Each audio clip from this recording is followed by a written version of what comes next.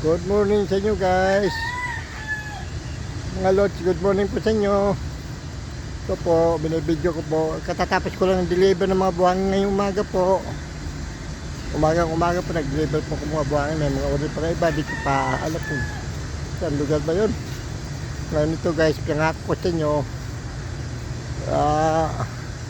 Ngayon po, bibidyoan ko yung gawa ko. Ito po, mga trusses po namin. Ito bumayari, nagpapagawa po ito. Ito, tatay ng ama. Sa abroad po yung sa New Zealand na ano to, yung abroad. Papagawa po siya ng bahay. Steel process po. Ito po, balipakya po namin to.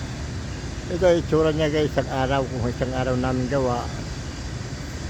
Tapos to guys, bukas tapos to pa sa batip guys. Ito ginagawa ng anak ko yun guys ha. Ayan po guys. Tingnan po guys, wow.